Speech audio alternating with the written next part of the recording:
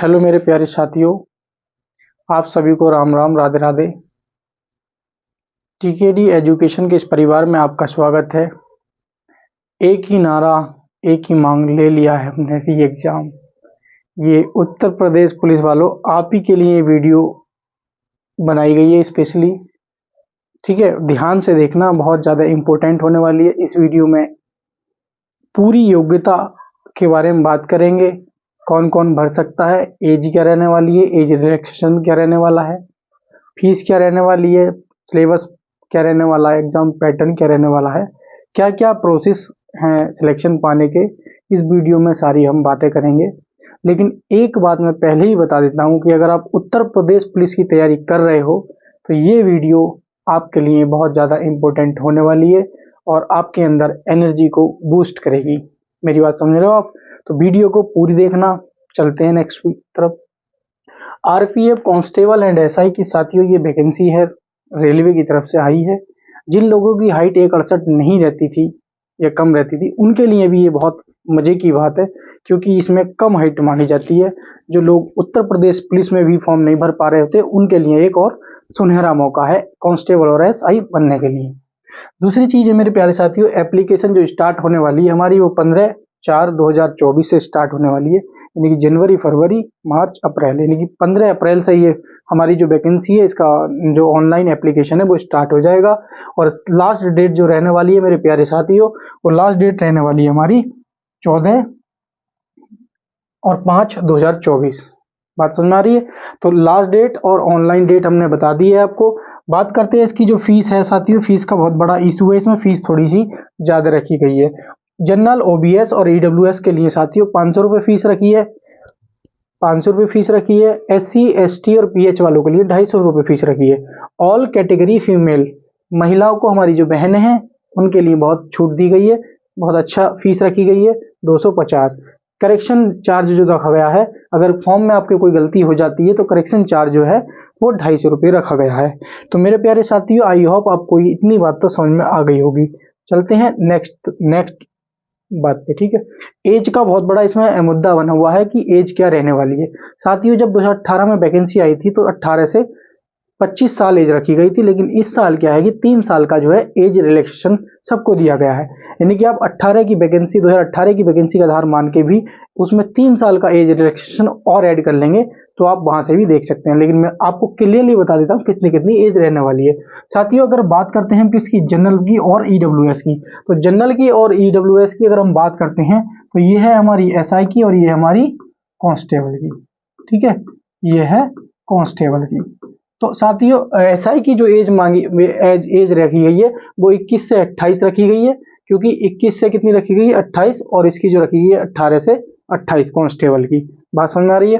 बात करते हैं ओबीसी में। ओबीसी में मेरे प्यारे साथियों 3 साल का जो मिला है हमें एज रिलैक्सेशन मिला है। साथ ही साथ हम बात करेंगे कि इसमें क्या है कि ओबीसी में जो हमारी एसआई की रहने वाली है वो 21 से 31, यानी कि 3 साल का एज मिला है। 18 से 21 से 28 दे रखी है, और 3 साल का एज रिलैक्सेशन में तो 28 और 3 कितने हो जाएंगे, 31। तो वैसे ही हमारा कांस्टेबल में 18 से 31 हो जाएगा। तो एसआई की 21 से 31 वाले और कांस्टेबल की 18 से 31 वाले फॉर्म भर सकते हैं। ठीक है, दूसरी चीज हम ये बात ध्यान रखेंगे, एससी और एसटी वालों के लिए जो एज रखी गई है मेरे प्यारे साथियों, वो रखी गई है 5 साल का। तो इसमें एज रिलैक्सेशन मिला, ये बात आप ध्यान रखेंगे। ओबीसी को 3 साल का और एससी एसटी को 5 साल का। तो इनकी एज हो जाती है 21 से 33 साल, यानी कि अगर आप एसआई में फॉर्म भरना चाहते हैं तो 21 से 33 साल, और कांस्टेबल में भरना चाहते हैं तो 18 से 33 साल, एससी और एसटी वाले। एक चीज और मैं बता दूं मेरे प्यारे साथियों, एसआई और कांस्टेबल दोनों में आप फॉर्म भर सकते हो। बात समझ में आ रही है मेरी बात? एसआई और कांस्टेबल में दोनों ही फॉर्म भर सकते हो, और इनका जो एग्जाम है एक दिन नहीं रहता है, अलग अलग रहता है। फीस आपकी, जब फॉर्म अलग अलग नोटिफिकेशन आएगा, अलग अलग फॉर्म भर सकते हो तो अलग अलग ही ऑब्वियसली ये फीस जमा होगी। बात समझ में आ रही है मेरे? चलते हैं आगे बातियों। उम्मीद करता हूं मेरे प्यारे साथियों इतनी बात आपको समझ में आ गई होगी। और एक योग्यता के ऊपर बात चली है, आप योग्यता में ध्यान रखेंगे, उधर तो हम बताएंगे ही। ठीक है, एलिजिबिलिटी, कांस्टेबल के लिए आपको 10th पास होना जरूरी है। ईसीएम से हो, बायोलॉजी से हो, आर्ट्स से हो, किसी भी सब्जेक्ट से हो, हाई स्कूल पास हो, आप भर सकते हो। बात समझ में आ रही है? अगर किसी की मान लीजिए किसी किसी की मार्कशीट नहीं आई है अभी हाई स्कूल की, और 15 और 4 तक अगर आ जाती है तो वो बच्चा भी फॉर्म भर पाएगा।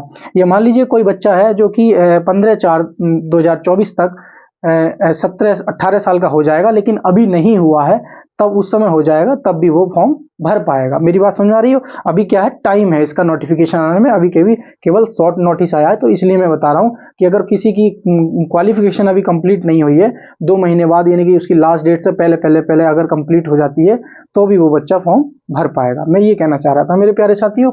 अगर एसआई की बात करें तो बैचलर डिग्री होना चाहिए, चाहे तो उसने आर्ट्स साइंस से करी हो या बायो से करी हो, किसी भी सब्जेक्ट से करी हो, मात्र उसने एसआई के लिए क्या है, बैचलर डिग्री की हो। बात समझ में आ रही है? और कांस्टेबल के लिए मात्र 10th होना चाहिए। बात करते हैं, कुछ लोग कह रहे हैं डिप्लोमा वाले, आईटीआई वाले, बीटेक वाले भर सकते हैं नहीं भर सकते, तो उस पर हम चर्चा कर लेते हैं। उसका मैं बता देता हूं आपको साथियों। तो 10th किया आपने, भर सकते हो। 10th अभी कंप्लीट नहीं हुआ, नहीं भर पाओगे।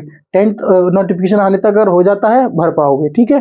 दूसरी चीज, 12th वाले भर सकते हैं, डिप्लोमा वाले नहीं भर सकते मेरे प्यारे सारों। आईटीआई वाले नहीं भर सकते हैं, ठीक है, ध्यान रखेंगे। डिप्लोमा और आईटीआई वाले नहीं भर सकते इस फॉर्म को। बीटेक वाले भर सकते हैं। बात समझ में आ रही है? और ग्रेजुएशन वाले तो भर ही सकते हैं एसआई के लिए। तो जैसे मान लिया किसी ने मान लिया 12 ग्रेजुएशन तक किया है और 10th भी किया है, तो 10th से वो कांस्टेबल का भर देगा और ग्रेजुएशन से एसआई का भर देगा। तो उम्मीद करता हूं आपको इतनी बात समझ में आ गई होगी। चलते हैं नेक्स्ट, सिलेक्शन प्रोसेस। ये बहुत इंपॉर्टेंट है मेरे प्यारे साथियों। अगर आप फॉर्म भरना चाह रहे हो, तो फॉर्म भरने से पहले जो मैं आगे बातें बता देना चाह रहा हूं आपको, उनको बहुत ध्यान से और बारीकी से देख लेना, क्योंकि बाद में क्या होता है सिलेक्शन प्रोसेस में, इसमें एक चीज थोड़ी सी हार्ड है, तो उसके लिए मैं बता देता हूं। सबसे पहली चीज है सीबीटी। सीबीटी बहुत ही बेहतरीन है। अगर आप उत्तर प्रदेश पुलिस की एग्जाम की तैयारी कर रहे हैं या किसी भी एग्जाम की तैयारी कर रहे हैं, तो इसमें कोई ऐसा सब्जेक्ट नहीं है जो नया हो और थोड़ा सा हटके हो और आपको परेशान करे या अलग से तैयारी करने की जरूरत पड़े। तो ऐसी कोई भी आपको तैयारी करने की एक्स्ट्रा जरूरी नहीं है। जीएस के आएंगे मेरे प्यारे साथियों, ध्यान रखेंगे। जीएस के जो आएंगे इसमें साथियों, जीएस के जो आएंगे 50 क्वेश्चन आएंगे 50 नंबर के। बात समझ आ रही है? 50 क्वेश्चन 50 नंबर के। रीजनिंग के आएंगे मेरे प्यारे साथियों 35 क्वेश्चन 35 नंबर के। मैथ के आएंगे 35 क्वेश्चन 35 नंबर के। इसमें 120 क्वेश्चन होंगे और साथियों 120 ही शायद मिनट मिलते हैं। इसमें 120 ही क्या मिलते हैं, मिनट मिलते हैं। तो आई होप आपको इतनी बात समझ में आ गई होगी कि जो हमारा सिलेक्शन प्रोसेस है, पहले होगा हमारा सीबीटी यानी कंप्यूटर बेस्ड टेस्ट। उसके बाद होगा मेरे साथियों, पहले हमारा सीबीटी होगा, फिर होगा पीईटी। पीईटी मतलब समझ लो ना, फिजिकल एफिशिएंसी टेस्ट, यानी कि आपकी क्या है इसमें, यही सबसे इंपॉर्टेंट है ये वाला जो है, और यही सबसे ज्यादा मेरे प्यारे साथियों हार्ड होता है। बात समझ आ रही है? यही सबसे ज्यादा क्या होता है, हार्ड होता है, क्योंकि एक समझ एक तरह से आर्मी लेवल की इसमें रेस मांगी गई है। तो रेस जो है ना, सरकारी रिजल्ट पर जाकर आप ऑफिशियल नोटिस पे जाकर ऊपर ही देख लेना, तो वो अलग अलग है। एससी और एसटी वालों के लिए अलग है, ओबीसी जनरल वालों के लिए अलग है, और मेल फीमेल वालों के लिए भी अलग है। तो थोड़ा मैं यहाँ पर आपको बताता तो आप कंफ्यूज हो जाते, इसलिए आप जिस कैटेगरी से बिलोंग करते हैं और जिस लेवल पे फॉर्म भरना चाहते हैं, एसआई के लिए या कांस्टेबल के लिए, तो वहां पे आप जाकर सरकारी रिजल्ट पे जरूर देख लेना और श्योर हो जाना कि क्या मैं इस तरीके की रेस लगाने में सक्षम हूं या नहीं। ऐसा होता है ना, मान लीजिए आपकी एक साल, मान लीजिए 32 साल है और आप ऐसी कैटेगरी से बिलोंग करते हैं, और हो सकता है कि आप उस एज, उस मान लीजिए रेस को क्वालिफाई करने में सक्षम नहीं हो, या मान लीजिए फिजिकली वीक हो, और तो उस फॉर्म को भर दें और आप मेहनत करें और सीबीटी निकाल दें, तो बाद में आपको अफसोस हो। इसलिए पहले ही देख लेना, इसीलिए मैं ये वीडियो बना रहा हूँ। बात समझ में आ रही है नहीं मेरी? इसीलिए मैं वीडियो बना रहा हूँ, तो इसलिए पहले ही बता रहा हूँ कि इस चीज को अच्छे से आप देख लेना, इसलिए मैंने ये चीज स्किप कर दी अभी। और पीएमटी होता है, जैसे मान लीजिए आपकी height, PMT physically measurement test, तो ये होता है मेरे प्यारे साथियों, इसमें आपकी हाइट है, चेस्ट है, ये सारी चीजें नपती हैं। उसके बाद होता है डीवी, डॉक्यूमेंट वेरिफिकेशन। तो ये 5 स्टेज हैं जो आपके सिलेक्शन प्रोसेस में काम देंगी, और इन 5 स्टेजों से आपको गुजरना पड़ेगा मेरे प्यारे साथियों।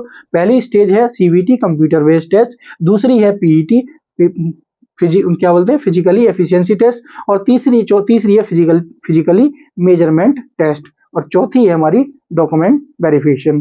तो उम्मीद करता हूं ये सारी चीजें आपको समझ में आई होंगी। इन चीजों को आप अच्छे से देख लेना, वरना आप बाद में क्या है, प्रॉब्लम हो सकती है फाइनल में, ठीक है। फिजिकल मतलब रिटर्न क्वालिफाई होने के बाद, तो रिटर्न क्वालिफाई आप मेहनत कर रहे हो तो उस तरीके का एक बार जरूर देख लेना कि बाद में हमें प्रॉब्लम ना हो, ठीक है। रेस का जरूर देख लेना, ये मेरी आपसे पर्सनल सजेशन है, ठीक है। हाइट की बात करते हैं साथियों, मेल और फीमेल में अगर हम बात करते हैं, इधर ये हमारा मेल और इधर है हमारा ये फीमेल। तो मेरे प्यारे साथियों एक चीज ध्यान रख लेनी है आपको, क्या ध्यान रख लेनी है, ये ध्यान रखेंगे ओबीसी और जनरल वालों के लिए जो हाइट रखी गई है 1.65, ये चीज ध्यान रखेंगे। ओबीसी और जनरल वालों के लिए जो हाइट रखी गई है वो 1.65 रखी गई है, और वो है हमारी मेल में। अगर फीमेल में आ जाते हैं ओबीसी और जनरल वाले, तो उनके लिए जो रखी गई है मेरे प्यारे साथियों 157 सेंटीमीटर आपकी क्या है हाइट रखी गई है। तो अगर लड़कियों में ओबीसी जनरल बात करते हैं तो 157 की लड़की है, ये मान लीजिए जनरल की हो या ओबीसी की हो, तो वो 157 की अगर उसकी हाइट है लड़की की, तो वो फॉर्म भर सकती है मेरे प्यारे साथियों। अगर हम बात करते हैं मेल में, तो जनरल ओबीसी की अगर मान लीजिए लड़का है और 1.65 हाइट है उसकी, तो वो भी फॉर्म भर सकता है। बात करें अगर हम एससी कैटेगरी में, तो एससी कैटेगरी में या एसटी कैटेगरी में अगर मेल है तो उसे और छूट मिली है, तो वो एक क्या है 160 सेंटीमीटर का लड़का है, तो वो फॉर्म भर सकता है। अगर बात की जाए कोई एससी की लड़की है या एसटी की लड़की है, तो वो 152 सेंटीमीटर की अगर उसकी ऊंचाई है कम से कम, तो वो भी फॉर्म भर सकती है। तो उम्मीद करता हूं आपको ये चारों बातें, इतनी बातें समझ में आ गई होंगी। ठीक है, तो अब आप श्योर हो चुके होंगे कि हमें क्या है फॉर्म भरना चाहिए या न फॉर्म भरना चाहिए। तो मेरे प्यारे साथियों मैंने आपको बता दिया कि इसकी फीस क्या रहने, फॉर्म कब, और वैकेंसी जो है हमारी कांस्टेबल की 4000 वही 4208 है, और एसआई की जो है मेरे प्यारे साथियों 452 है। तो वैकेंसी काफी बड़ी मात्रा में आई है, और ये वैकेंसी हमारी 4 साल के बाद आई है। उम्मीद करता हूं तो हमने बता दिया है आपको, फीस के बारे में भी बता दिया है आपको, ऑनलाइन जो लास्ट डेट है और एज रिलैक्सेशन के बारे में बता दिया। 3 साल का जो है हमारा ओबीसी को है, और एससी एसटी को 5 साल का है, और जनरल वालों को कोई आरक्षण नहीं है। योग्यता बता दी हमने, कांस्टेबल के लिए 10th और एसआई के लिए बैचलर डिग्री, और आईटीआई और डिप्लोमा वाले नहीं भर पाएंगे। ठीक है, और आप एक से ज्यादा फॉर्म भर सकते हैं अगर आपने 10th और ग्रेजुएशन किया है। ये आपका सिलेक्शन प्रोसेस था, ये आप अच्छे से देख लेना। और ये ध्यान रखना, हाइट का विशेष ध्यान रख लेना, हाइट इसमें कम से कम मांगी गई है, तो बहुत अच्छी से आप इसको फॉर्म करते हैं। तो देखा होगा आपने, एक ही नारा एक ही मांग, ले लिया है हमने री एग्जाम। तो उम्मीद करता हूँ साथियों आप बहुत अच्छे से अब तैयारी में अपने लग गए होंगे। मिलते हैं नेक्स्ट वीडियो में, तब तक के लिए नमस्कार। जानकारी अच्छी लगी हो तो वीडियो को लाइक और शेयर और कमेंट जरूर करना, और साथ ही साथ में मुझे कमेंट करके जरूर बताना आपकी क्या राय है, क्या मैं आपकी सेवा कर सकता हूँ, किस प्रकार से आपके डाउट्स हैं। ठीक है, तो मिलते हैं नेक्स्ट वीडियो में, तब तक के लिए नमस्कार। जय हिंद मेरे प्यारे साथियों। ठीक है।